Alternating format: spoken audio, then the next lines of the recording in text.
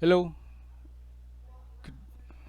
welcome back again. No, uh, anyway, we're almost done with the prelims nga supposedly prelims nga topics. Now, this would be the last one. We will still divide the whole summer term by the term prelims para ma maginagmay na to. No, dili ta mag-overload og information. No. Anyway, so here goes. We have wait lang ha. Okay. Okay. We have chapter 3 this afternoon, culture. Okay. So basically as human beings, no, we are what they coined us as social animals. And why is that? Because we have this proclivity, manggod, as creatures to group ourselves into communities, into societies. No, we are not an isolated type nga creature. No, for that case, no, we always tend to group together. And when people group together, no, the main goal there is to survive. Mugi na siya, regardless of the other motives, the very fundamental nga motives nga ma-form nato when we group together as a society is because we want to survive individually and as a society. And so we have this group of people forming communities, and then these communities, no, we have, sige, let's start from the very basic. No, we have the individual would look for another individual to form a family, right? So a family, they form a family, and this family is interdependent with other families in the community, right? And so what happens then is that we have a series of families. We have a series of families that would form communities, and communities into larger forms of societies. No, so we want to survive.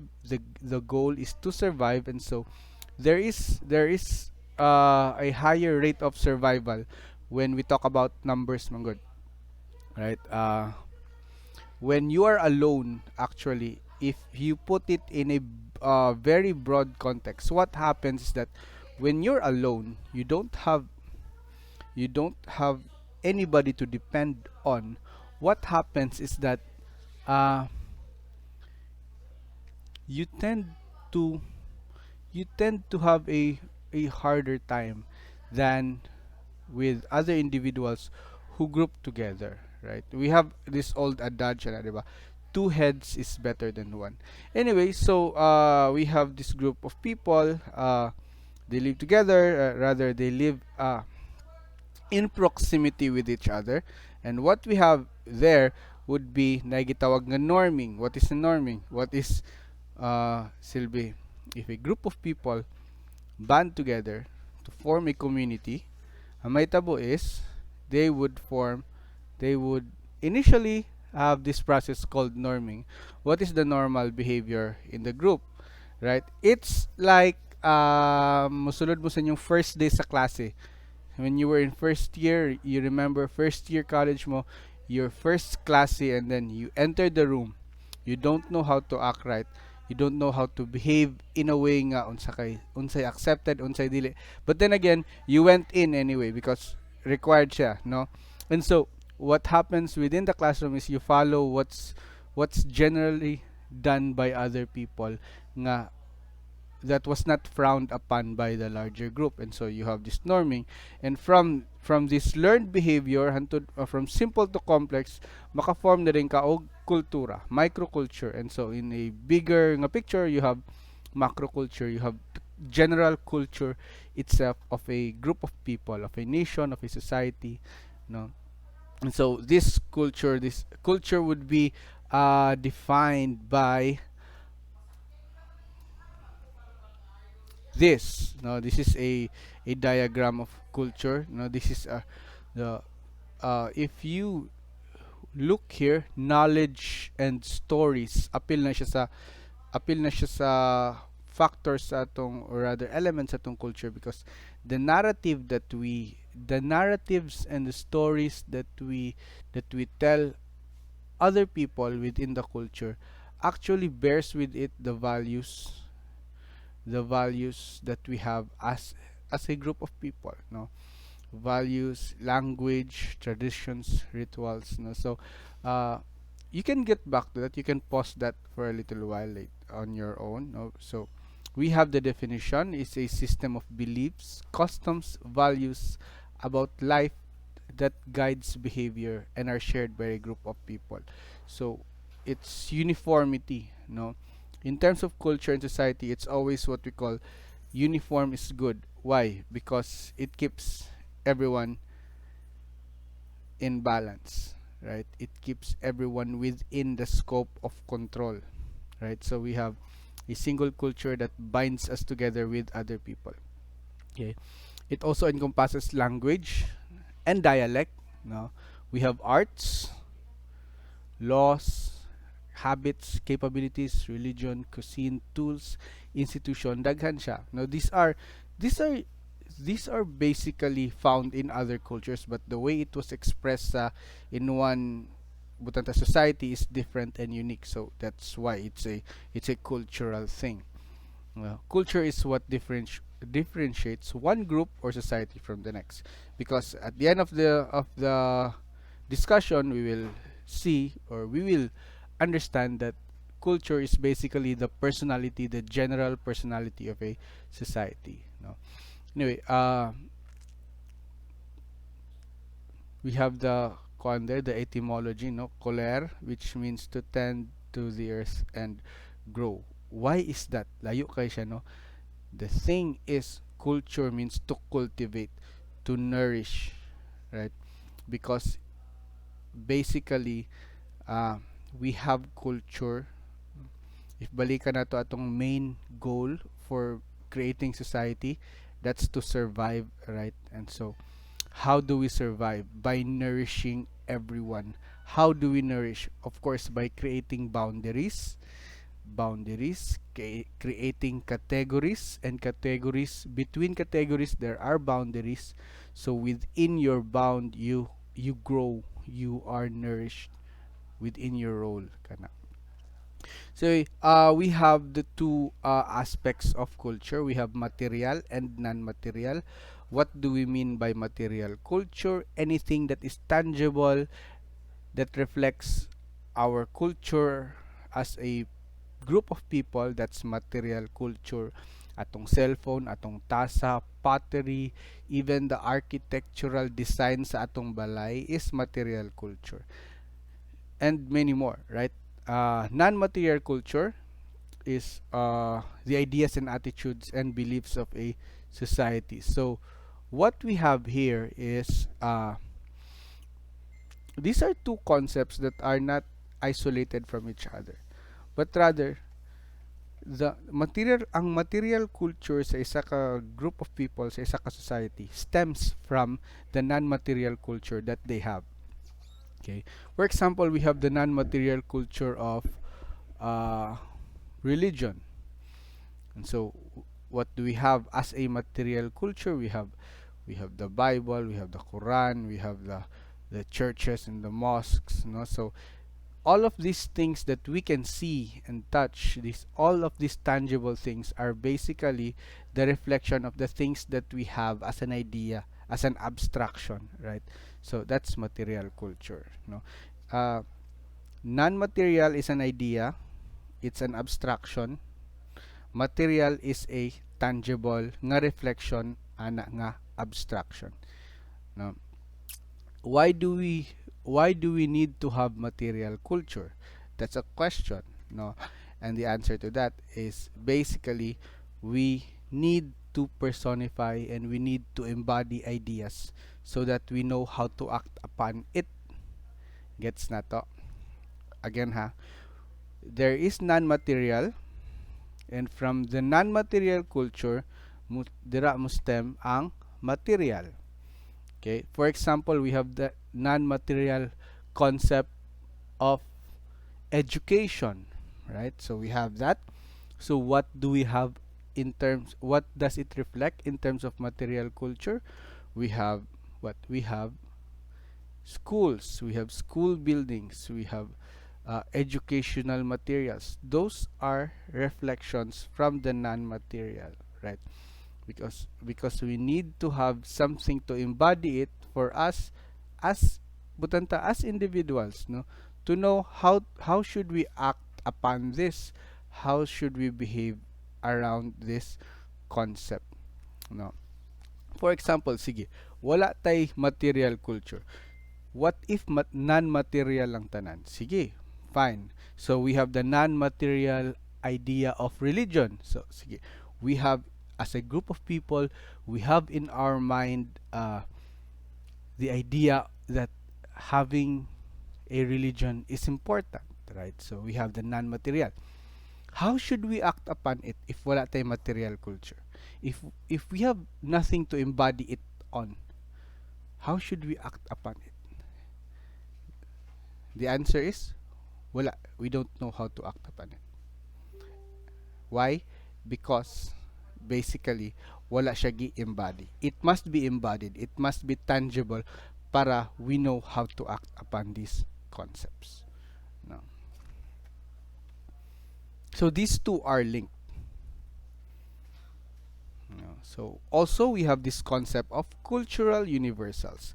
These are aspects of culture that are universal, meaning it can be found in any other culture around the globe, around the world, no.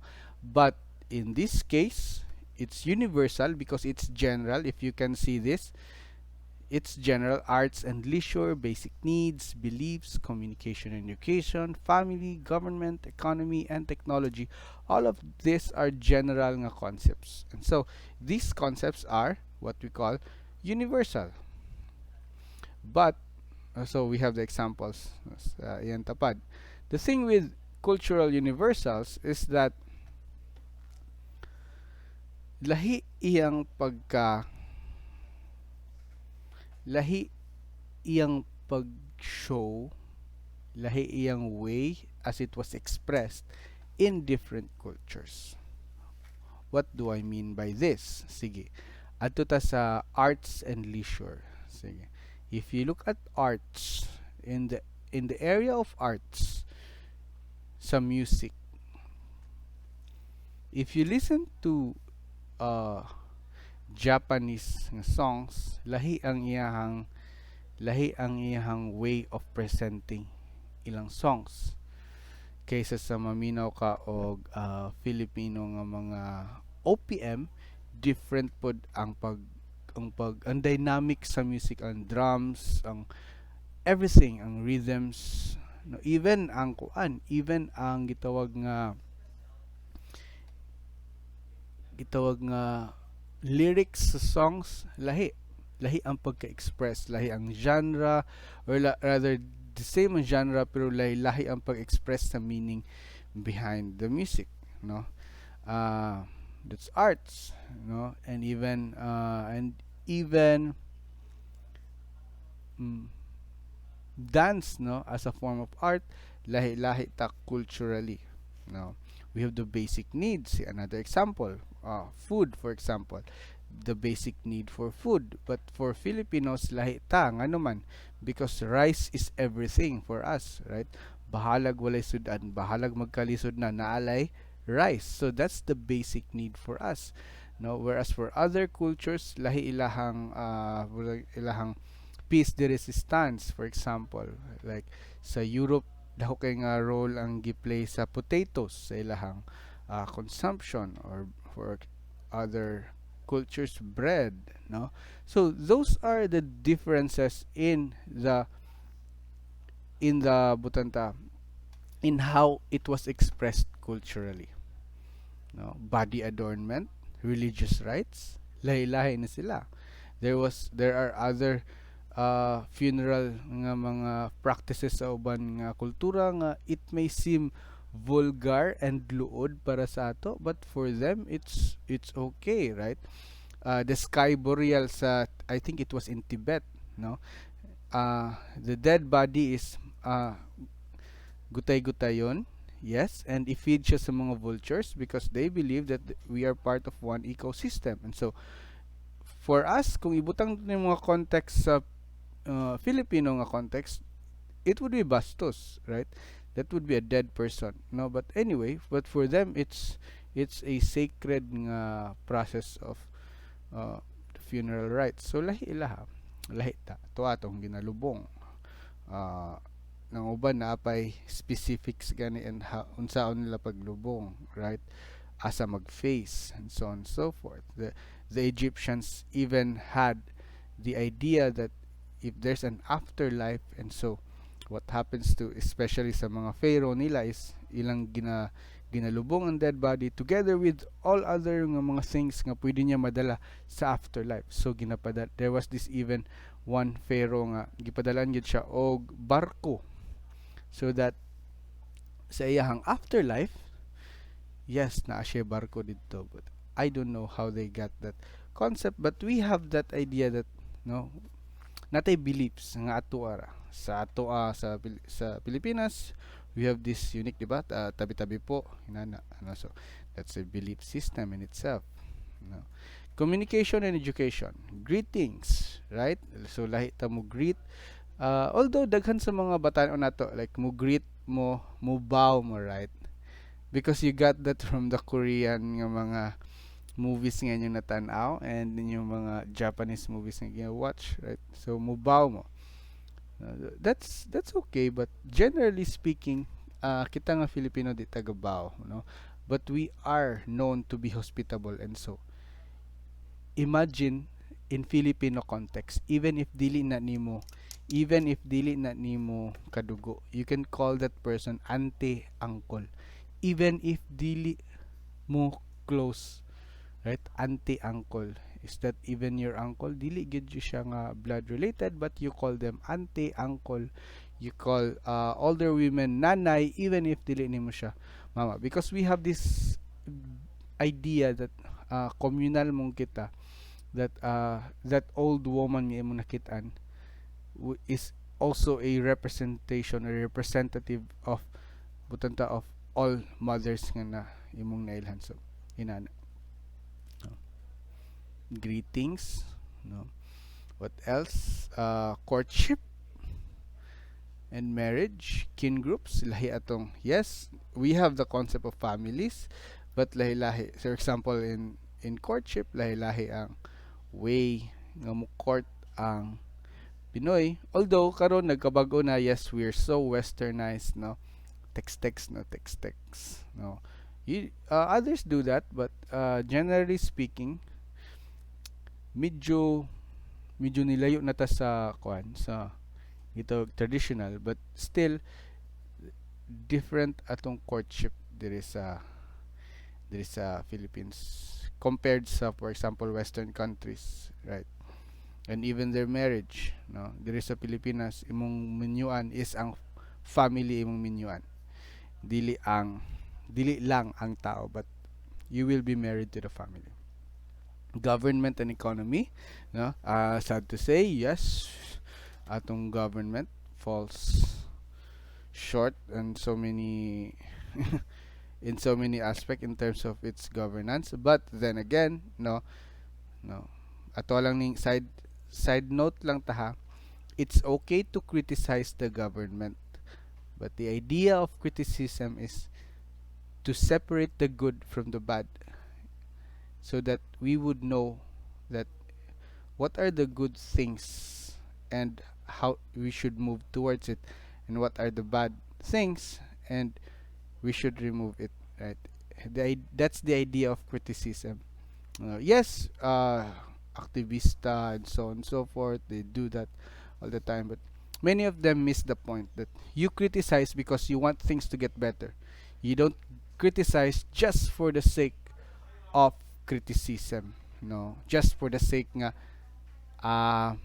you criticize the government because para lang para lang maka-criticize just to say something. No, it's good to criticize, no, but the idea of criticism must be, you should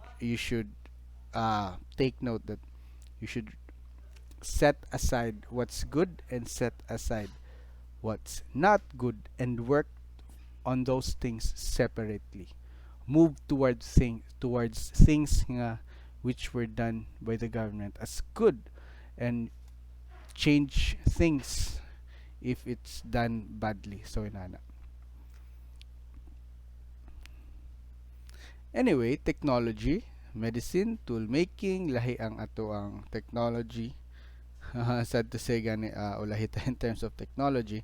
But here's the thing with the Filipino resilience.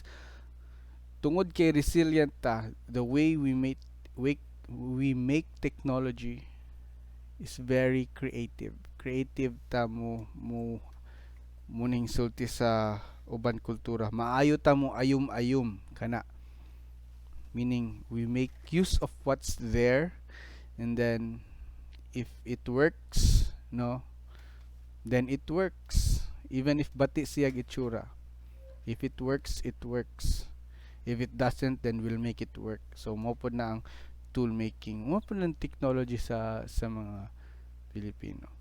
So that's why isa ta sa mga countries nga daghan kaayo og paayuhanan og cellphone diri sa Philippines, because we know how to fix broken things, or we find ways how to fix broken things rather than just to throw it away and mapalit na naglain. So inana. So that's the cultural universals. Huh? Ethnocentrism and cultural relativism. Ethnocentrism involves a belief or attitude that one's own culture is better than all others. It sounds familiar because basically ethnocentric tang tanan. Kitang tanan ethnocentric. Meaning at some point we still think that our culture is better than other culture.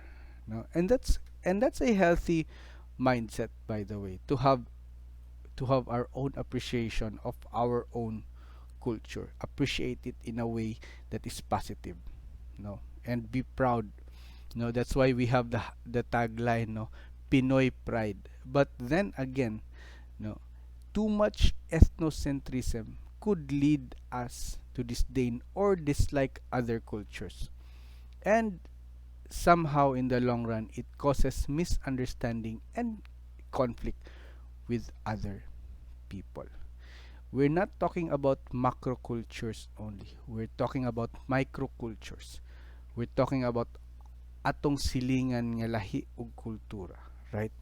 And so if we have too much of this concept, ethnocentric ra kay ta, what would happen is that it could lead us to disdain, or to form butanta to form dislike, extreme dislike and anger towards our neighbors nga wala ta kasabot, no. It pays to understand them, their culture, no, unta, no, ideally. So, that being said, people will be people, but then again we could work to make things better, mga pod jud, because we are highly intelligent as a group of people, or as a creature. We are very and highly intelligent, so we could work to make things better culturally, no. So ethnocentrism can be so strong that when confronted with all the difference of a new culture, one may experience disorientation and frustration. We call this culture shock. Mashock ka because lahi ang kultura sa laing nasod. And yes, it takes time to recover from this shock, because you will be paralyzed. Muna siyang gitawag nga culture shock, because you don't know how to act, you don't know how to behave in a certain context, because lahi manggod siya nga kultura. It's not like the same siya sa imuhang kultura. Cultural relativism, the practice of assessing a culture by its own standards. So mo po ni siyang what's good with cultural relativism is that you will judge a culture depending on its own standard, not depending on your standards, especially if you don't belong in that specific culture. And that's actually good up to some point because it creates what the uneasy stability between two parties. No, because sige, example would be if they did something on their turf and you would say, sige, ilaha man gud na, so let's just respect it, right? If we do something on our turf, sige, you don't touch us because this is who we are, right? And that takes what open-mindedness and extreme levels of understanding between the two parties. But then again, it's not that stable ang cultural relativism. Why? Because at some point nagi-interlap. Mo-interlap yun ang duha ka kultura. And if we dwell towards cultural relativism too much, what would happen is that there would be chaos. Nga naman. Because, sige, relative diri. But what if mag-interlap nando? What then? Hmm? Sige. Mm, there's so many examples nga nasa kong content, but for the sake of appropriation, no, for the sake of not branding other cultures as negative, no, di na nato ikuan, but I think you get the point, right? I think you get the point. Xenocentrism, no, anyway, if you have questions, we will be posting tomorrow siguro if there tomorrow, I don't know, soon we will be posting soon. I will be posting the link for the Google Meet. If you have any questions, that would be before the exam. You can ask any questions right there para at least maklarify na ako. Xenocentrism, that would be the opposite of ethnocentrism, no? Opposite siya sa ethnocentrism. Xenocentrism would be of the opposite towards other culture, the thought that other culture is superior to one's own. So mo po na siya sa xenocentrism. So this is when we say mas nindot yun sa US kay nani, mas nindot yun sa New Zealand kay na zero nila ilahang COVID. Anyway, wala sila Secretary Duque mo nang na zero nila. No, it's just a joke. No, but then again, the xenocentrism would be the idea that other cultures is superior to one's own. So inana. So mas nindot yun sila kaysa sa ato. No, even if dili good, even if there are aspects silang kultura nga bati and aspects sa tong kultura nga nindot, xenocentrism would be centering your focus on their good aspects and centering your focus on your own culture's bad side. So inana po. Medyo bati lang. Okay. So, but then again, wala mo kultura nga perfect regardless. No, even if you say sa Japan yun inani sila, sa Korea yun inani sila. Yes, that's true. No, but then again, you have your own culture, right? And you have to, I'm not saying you have to maglunod patay jud ka ani nga kultura, but you have to appreciate it in a realistic nga, with a realistic nga standard. You know, appreciate your own culture. No, kana.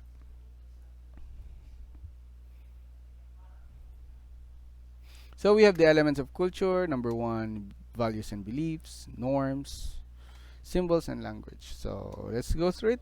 Dalion lang na to. Dali raman na sila. It's very self-explanatory. Values. So these are the standards of discerning what is good and just in society. Beliefs would be the belief system, the conviction that we hold true as individuals within a society. So inana. So these two concepts are interrelated, no? It's interrelated and it helps guide behavior and thought processes within the bigger culture, right? So that, no. We have a side note here. Values often suggest how people should behave, but they do not accurately reflect how people do behave. So basically values are the one of the ideals, no? Ideal nga mga concepts within the culture. So values, no, the value of marriage, the value of femininity, the value of being masculine. So these things, no, helps us attribute butanta appropriate reactions, appropriate behavior towards an object or towards a certain person. So, no. Beliefs are also important because it creates the network of butanta thought that we have around our culture and our butanta individuality within the social context. So it's good to have a belief system. So inana. What other people do manggod is they try to destroy your belief system, and then they would just expect you to go calmly while they destroy your belief system. No. One thing that we do know about people is that when you destroy their belief system, you better offer an alternative.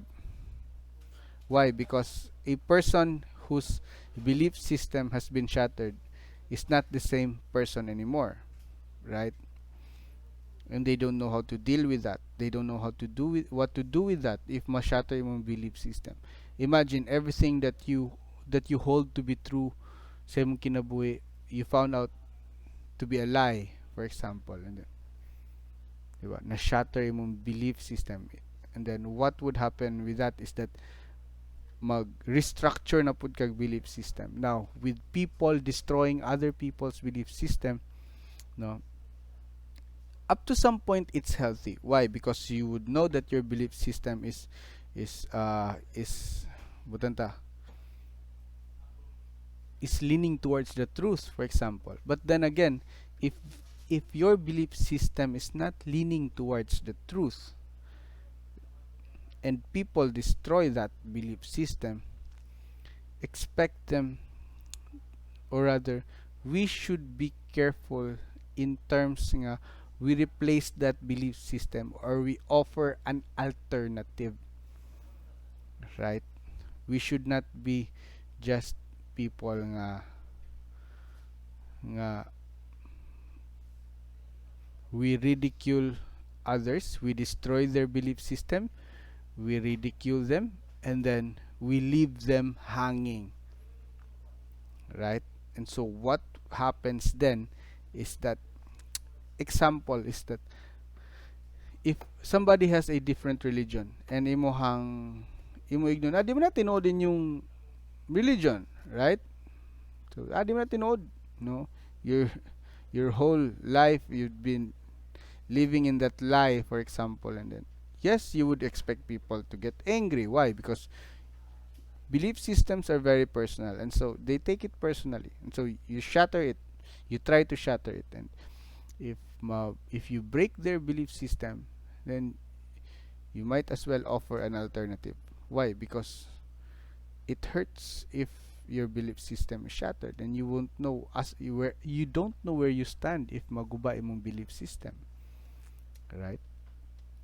So that, okay.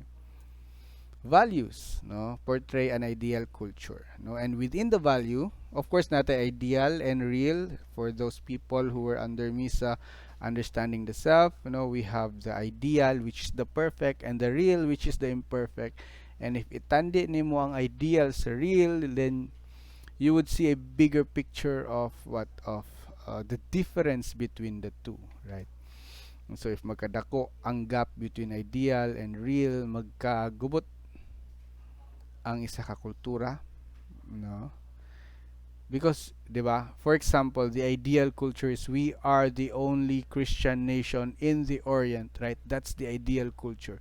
And ideally, we speak of Christianity as is in terms nga we are the only Christian nation in the Orient, and mo na ta nga Christ-like dapat kay Christian nation, good, Christ-like, with all the beatitudes in the Bible, Bible believing, and so on and so forth. But then again, we have the real culture. We have the truth in our faces that we are the only Christian nation in the Orient, but the way we behave is not Christ-like in whatever manner at all, right? Diba? The only Christian nation in the Orient, pero taas kita sa ranking in terms of corruption. What happened? Diba? So that's the discrepancy between ideal culture and then real culture. And within the value system sa itong kultura, we have sanctions, rewards, and punishments. No? Sanctions would be the consequences, no, of what you did. Excuse me. Nalag.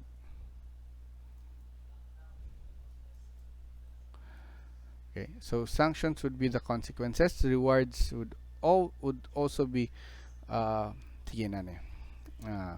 These are all consequences of of how you behave in a given context. Ang punishments would have more severe consequences. Rewards, most likely, yes, positive gains due to his. These are positive consequences. Sanctions are negative consequences. Sige. Take for example, first day sa klase, first year college, first day sa klase, and you went to your first class. Nagchanilas ka, nag-shorts, nag-sandal. Wala ka naligo, wala ka nanudlay. How would people take you? Okay? Because ideally, maligo juga. No, right? Maligo ka, you would wear presentable clothes because you want to make a first impression nga maayo, right? And so, if you did that first day sa school, nagchanilas, mura kag nasa balay, no, you would receive sanctions. Libakon ka, right? So that's a form of sanction. Libakon ka, wala kayo musturya nimo because weird ning nga tao and so on and so forth, right? Yeah, so you have sanctions. Rewards, if you present yourself well on the first day of school, no, sakto imong barog, sakto with confidence and so on and so forth, and then uh, you made yourself presentable for other people. Of course, you have the rewards. Maybe people will talk to you. Maybe you'll gain few friends. Maybe nanakay barkada at the end of the day. So that's the reward. No, so that no punishment would be first day sa school. First days. No. Let's do away with the first days sa school. Punishment would be something that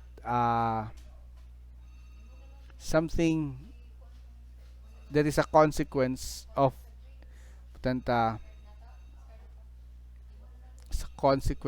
something that you did that's illegal kana. Okay, so nangawat ka first day sa school, nangawat ka. Okay, so there is a punishment adto ka sa first day of school, nakipagsumbagay ka, so that's a punishment. Why? Because you hurt the other person. The other things that you did, wala kay giharm, right? Yes, bati kayo mo school. First day sa school, nagsando, nag-shorts, nagsanilas, nga hilis. But the idea is wala kay gipasakitan. But that's still not a good butanta model behavior, and so you're sanctioned for that. First day sa school, you dressed well, you acted well, you performed well, so you have rewards. First day sa school, nakipagsumbagay ka, nanumbag kag classmate, so you get the punishment because you did something that's very illegal. Okay, and so other things would be values are not static. People evaluate, debate, and change collective societal beliefs. So that's the thing with it. It's always a game of numbers when it comes to society, and so the values are not static. Got changed na siya. No, values also vary from culture to culture. That, diba? I think that's self-explanatory. Explain lang ako ang kuan. It's not static. Mm, how would I explain this? See, so the values that we have sa atong kultura. So, muna siyang values, norms, and everything. If you get this, so that's it. It sets the boundaries, no?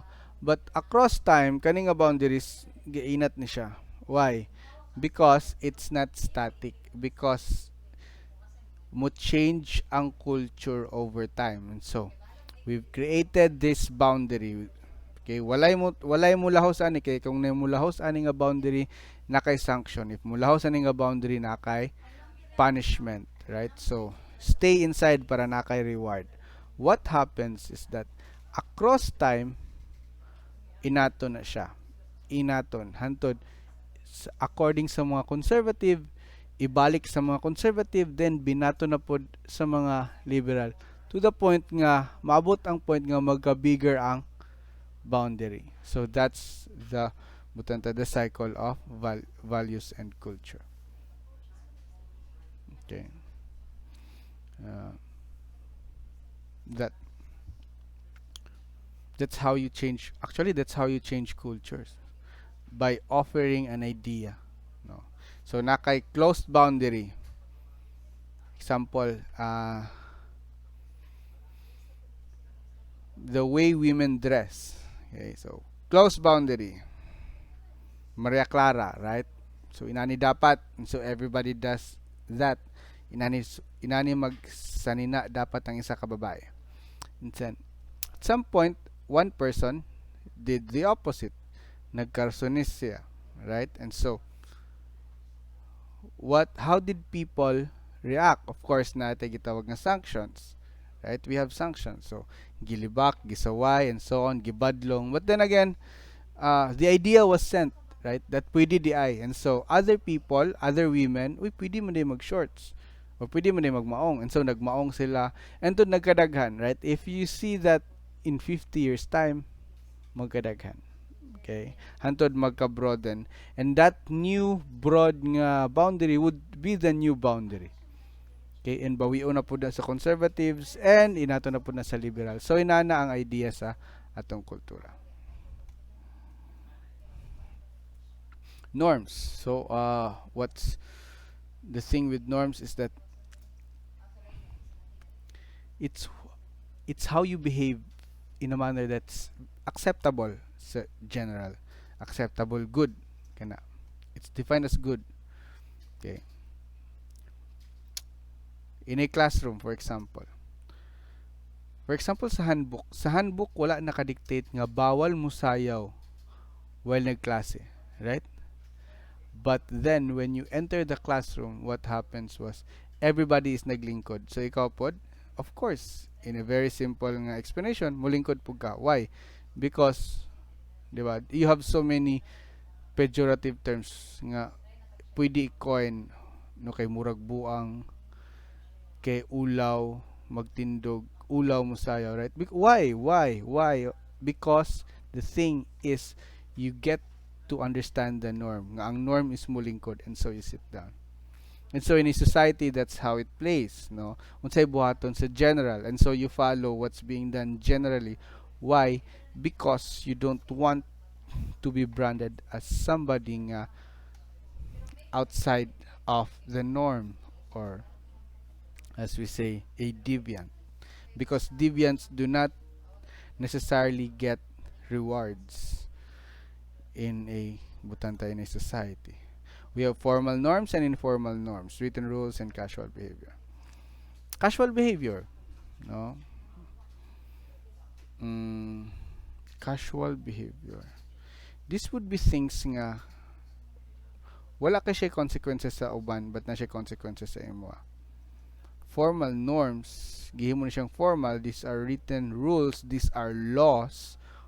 Kay nga naman, kay it protects the citizens, it protects the other members sa society against you and other people. And you're also protected from them. So that's why we have formal norms. That.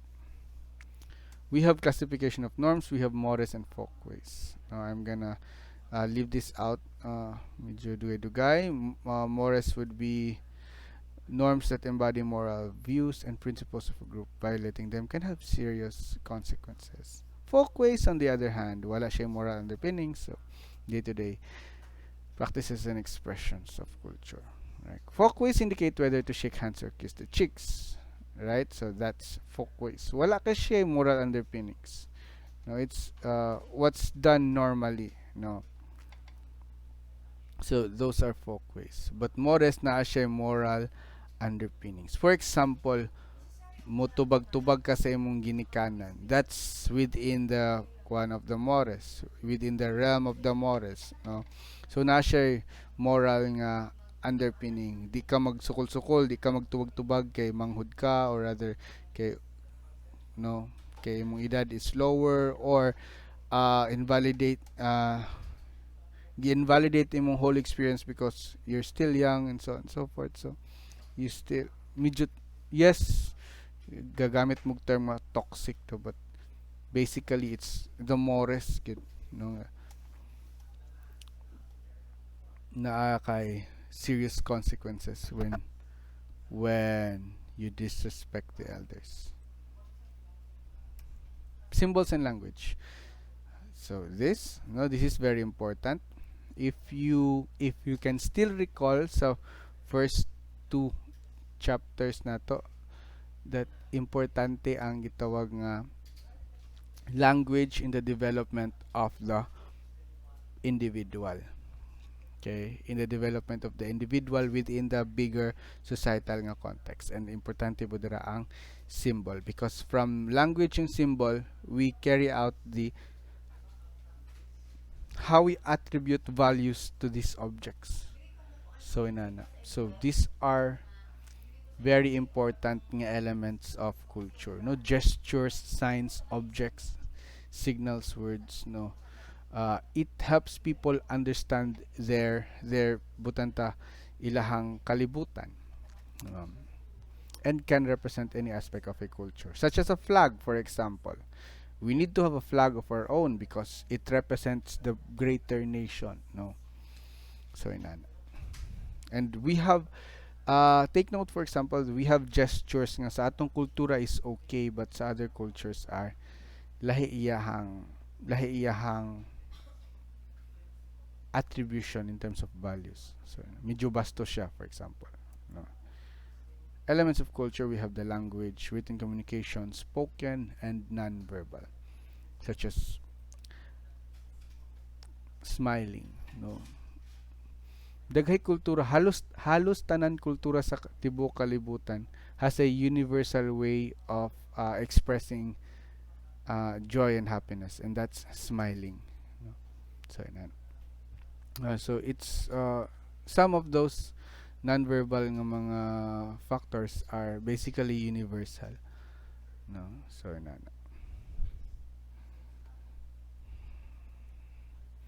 so characteristics of culture. Now let's go through this. Culture is learned. How?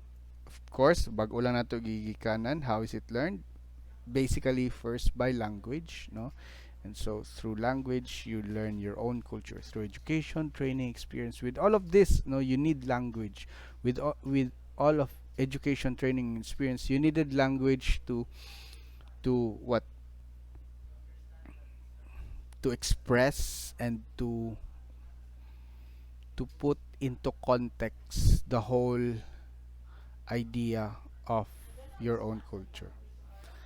No. Culture is socially transmitted through language. No. Culture is a social product. Again, class, culture is a game by numbers. So you have culture as a social product, no, wherein it's a product by a large extent, by a large number of people nga gapuyuan, no, nga gapuyuan nga society, no. Even the laws therein, no, product na siya sa mga tao. Sige, in the context of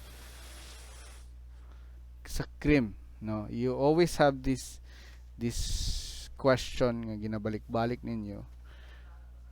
Unsay una, crime ba or law? Of course, uh, obviously, una ang what? Una ang law, right? Una ang law, because without law there is no crime. And so, as culture as a social product, no, dira pod siya gigikan sa tao, no, the people interacting within the social context, no. So the whole thing is a product sa majority. So example, we have a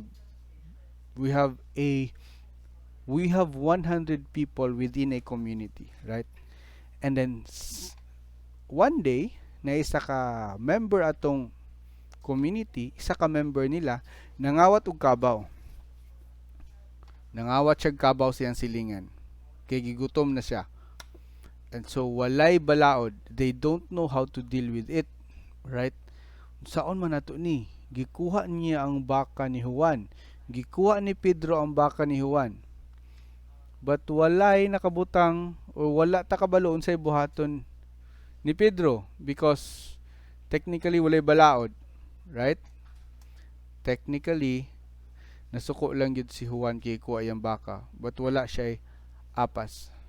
He can't even prove nga iya tong baka. So, that being said, nahitabo to, what happens after that? As a society, of course, the people would what? Would form laws. Okay, sige, sunod nga na ay mangawat, inani atong buhaton. Dakpo na to ang kawatan, then, unsaon na to siya?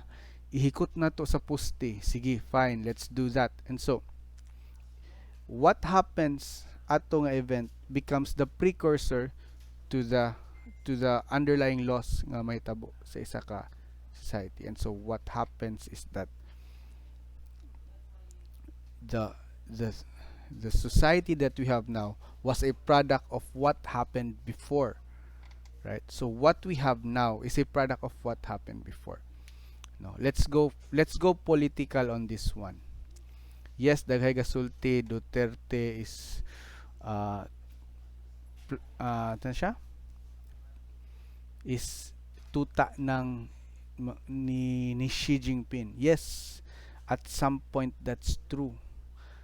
And galisod daw ta because no, that's the problem right there with that argument, because all of this poverty, pa na siya, unemployment, low literacy rate did not happen yesterday. All of this happened across time. And so what we have now is we're just the generation that we have now is bearing the consequences of the old nga system that we had sa una.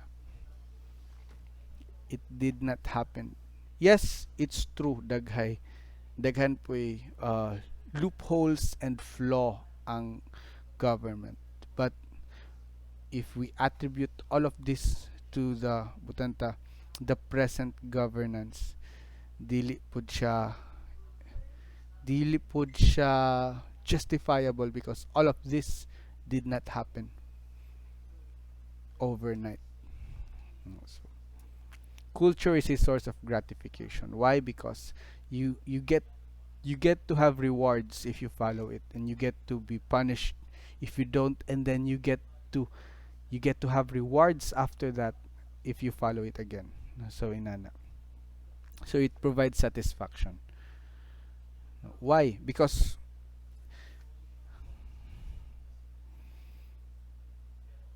you fall into the norms, manggod. And when you fall into the norms, you're automatically rewarded psychologically, socially, emotionally.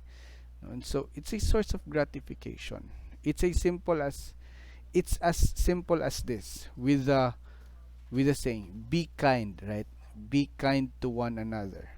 Sige, we have that. Be kind to one another. Naa si Lola mutabok sa dalan. gitabangan nimo. Walay camera, walay picture, walay Facebook. Ikaw lang mismo, gialsa nimo ang bag ni Lola, tabok mo sa dalan, that's it, right? And the question, put it in your mind, imagine it happening. The question is, how did you feel afterwards? And the answer would be, you feel good. And that is gratification in itself. No, so inana. Culture is also adaptive. No, it makes adjustments across time. Mupod ng lisod i-obey ang adage nga preserve one's culture because you cannot fully preserve it. Some parts of it will drastically change. Some parts of that culture will even be obsolete 50, 40, 50 years from now, right? So it's still adaptive. Culture is a distinctive way of life of a group of people, right? Even if parehas na sila nationality, let's take for example ang mga taga Hong Kong and taga mainland China for that matter, even if they belong to one government, one national government, and that's the mainland China government, still ang way of life sa taga Hong Kong was greatly affected by the colonization and governance of the British Empire. No, if you look at it historically, ang Hong Kong sa una is very small island nga. Wala sila mabuhat for that island. Bro. Dira gatambay ang mga pirates and mga vagabonds and mga unwanted society. And then during the Opium War, no, the British held a fortress dira. It held a position dira, and then what they have now is basically a culture. Chinese kaayo siya. It's very Chinese, but na siya distinct nga touch of European nga lifestyle. So that's culture. No? And culture is material and non-material. We have discussed that. No? Culture has sanctions and controls. Why? Because it wants uniformity, because it wants balance and stability. A culture that has no sanction and control is a culture that is bound towards chaos, and it's bound towards butanta, towards being eradicated. No? Pwede ta musulti ana. Pwede ta musulti. Sige, walay sanctions, walay controls. Ang mangawat, pwede na mangawat. Ang dili gusto mong eskwela, pwede na. Ang katong mga, no? So walay sanctions, walay controls. What happens is that mula po na siya. Sige. Let me get something. Here. Nani mo gud siya class, no? Sorry kay ha. Karon pa ko nakahuna-hunaan eh. Sige. This is no. Naguba siya. Wala di siya naguba. Okay. Sanctions and control. This is the government. Or rather, this is us. This is society. Okay? Conservatism, liberalism. So, nata sa tunga-tunga.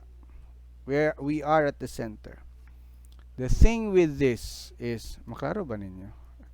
I don't know if maklaro ninyo. Maklaro ninyo. Right, so, the thing with this is that naka sa center. Right? Okay, weird to noun. Naka sa center. You're always at the center. And this is the government, and this is tyranny, and this is what? Liberalism. No. Too much power sa government would be tyranny, right? And so what we did as a group of people is that We elect people into power so that we still have control over these people. How do we control them? By our votes, by our educated, informed votes. And so if there's people here nga di taganahan, pwede na to sila matangtang. Okay. But the government is not toothless. Why? Because it has power, right? It has power to condemn people to, for some societies it has the power to condemn people to death, no? And so we have this freedom, but di punta mo ato diri nga freedom. Why? Because if we become too free, what would happen is that gubot pod. If we move too much towards the left, it would be chaos. Nga naman, wala na control ang government, walay police, walay, diba? Everybody is free to do what they want, and so di ta pwede mo subran sa left, because here's the thing with people. Uh, without authority, people would always run amok. Okay, so you want to go to the center. Naay sanction and control but not too much. Naay sanctions and control but napay freedom. Okay, gets na to. Napay freedom. Napay control gamay sa imong life. Not too much freedom nga everybody is free nga kwaon ang imuhang hard earned nga mga properties. Not too much tyranny nga pwede na kwaon pud sa gobyerno tanan. Even your freedom. So that's the thing with culture, no? We needed the sanctions and controls to keep everyone at bay. Culture is stable yet dynamic. It changes. No, it's not static. No, it's fluid, meaning it changes. It could change its form across time, or depende sa circumstances. Culture is an established pattern of behavior, meaning it is the personality of a group of people, the general personality of a society. So how do we change one culture? No, how to change culture? Discovery, finding new places, ideas, and objects that previously did not exist. Nasayop na siya, no? Or na ma-discover scientifically. Invention, pwede po. No? Sige. The discovery that, for example, the discovery that the Earth did not revolve around the sun. Unsa gina siya? Copernican revolution. That, no? The discovery that the Earth did not revolve around the sun. What happened was that there was a butanta huge paradigm shift sa mga tao, that we are not at the center of the universe. So inana, so it changes up to some point. It changes the way people think. And then we have invention. What's invention? No, we invented things. Of course, it changes societies. What we have karon, atong mga pasaylo lang ko but atong mga cell phones, the invention of phones, it dramatically changed society. The invention of the internet actually revolutionized societies, no? Inani ni siya class, if there's inani ni siya sa technology, no? And science, na society, na need, and so if there's a need,